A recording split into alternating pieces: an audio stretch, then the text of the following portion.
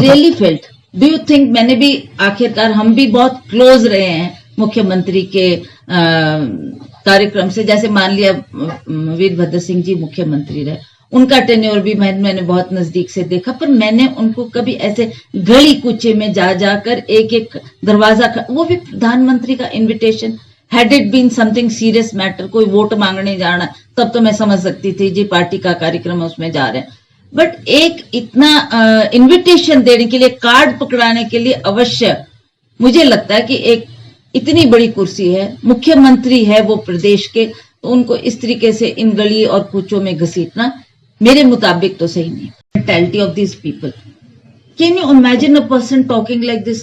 What is रजवाड़ा शाही in this? एक आम आदमी, हर ही आम आदमी होता है, जयराम ठाकुर जी हम्बल है, एक परिवार, साधारण परिवार से आते हैं तो ठीक है, पर मैंने ये बात कही थी कि एक मुख्यमंत्री को हर घर का दरवाजा नॉक करते अच्छा नहीं लग रहा, उनकी गरिमा, उस कुर्सी की जो महत्वता है उसको आप खत्म करते जा रहे हैं। क्या ये पार्टी के कार्यकर्ता, पार्टी के और पद अधिकारी इस काम को नहीं कर सकते थे? आप एक मुख्यमंत्री को घर घर, गली गली, कूचे कूचे में घुमा रहे हो, इज दिस डिजायरेबल? ये कोई रजवाड़ा शाही की बात नहीं, इसमें रजवाड़ा शाही कहाँ आ गई? This is my personal view. I feel it should not have been done like that. In fact, when I came to know कि जो हमारे पड़ोस में जाखू के एक हलवाई की दुकान में मुख्यमंत्री घूम रहे हैं, तो फिर मेरे को किसी ने आके कहा, मैंने कहा नहीं ऐसा नहीं हो सकता, ये गलत बात है। उसने कहा नहीं आप खुद जाके देखो, खुद जाके देखो। जब मैंने देखा तो वाकई वहां पर सिक्योरिटी थी, इनके भाजपा के कार्यकर्ता थे, और जब मैंने गेट खोला तो मुख्यमंत्री जी अंदर आए, ही केम, ही सैट विद मी, बोला जी मैं आपको भी निमंत्रण देता हूं। मैंने कहा जी मैं इसको सहेज स्वीकार करती हूँ कि आपने, हमारा प्रधानमंत्री जी का 8 साल का कार्यकाल पूरा होने जा रहा है, उस संदर्भ में हम सबको इन्वाइट कर रहे हैं। ये तो entirely it is up to the government to see कि सिक्योरिटी ठीक हो, और पुलिस जो जिनको उन्होंने तैनात करना है उनको स्ट्रिक्ट इंस्ट्रक्शंस दिए जाए, और कोई ऐसी वारदात ना हो, चाहे वो पंजाब में चाहे हिमाचल प्रदेश में।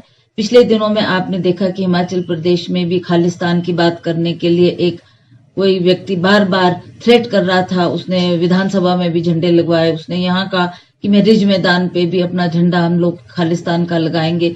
इस तरीके के जो थ्रेट बार बार आ रहे हैं, it is not proper. The government of the day should take it seriously and they should think about it कि क्यों ऐसी जो वारदात हो रही है उसके पीछे क्या रहस्य है, किसका हाथ हो सकता है, और उसके लिए उनको सिक्योरिटी प्रोवाइड करनी चाहिए। और स्टेट में भी जैसा आपने देखा, विधानसभा में ना कोई वहां पुलिस तैनात था, इतना बड़ा गवर्नमेंट का इंस्टीट्यूशन है, ना वहां कोई सीसीटीवी कैमरा लगे थे, और इसकी वजह से वो लोग, उनकी हिम्मत हुई कि वो जाकर वहां पर उन्होंने झंडे लगाए। तो ऐसा कुछ भविष्य में ना हो, सरकार को इन बातों को सीरियसली लेना चाहिए। हिमाचल प्रदेश बहुत बड़े कर्जे में डूबा हुआ है।